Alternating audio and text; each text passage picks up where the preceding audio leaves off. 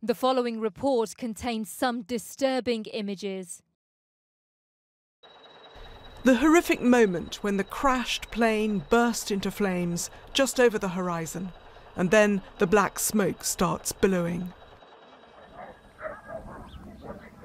From another angle, the eerie sight of debris falling.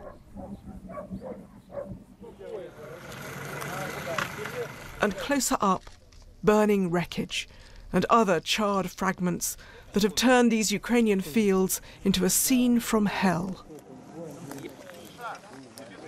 So how on earth could this have happened? As firefighters and emergency services moved in, locals described what they saw. I heard 2 explosions. I jumped out and saw the smoke, says this man. Everything was black. There was fighting and I heard shooting in the sky, says this man. Several shots and then some loud bang. I was scared. I looked up and saw fragments flying in different directions. In some places, the remnants were twisted and burnt out of recognition.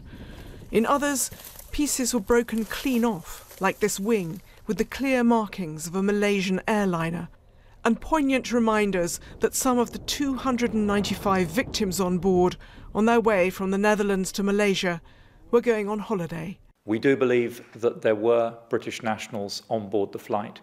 We're currently working through passenger data, cross-checking it and referencing it to establish exactly the numbers and identities of those British nationals. And as soon as we have further information, we will be in contact with the families. It's still not clear the plane was shot down, but if it was, who did it? For weeks, Russian-backed separatists have been fighting Ukrainian government forces in exactly the part of eastern Ukraine where the crash happened.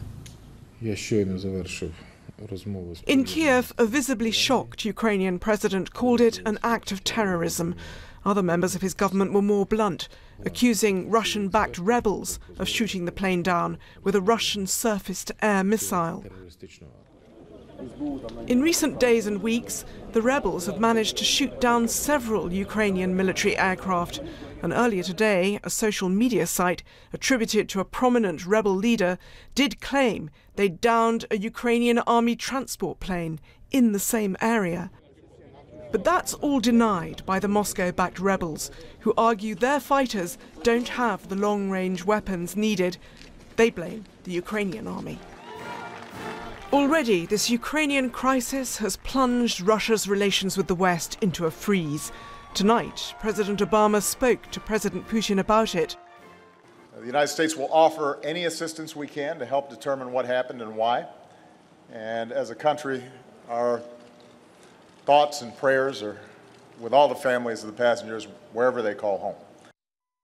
Tonight, reports suggest rebels in eastern Ukraine may call a truce to let an investigation go ahead.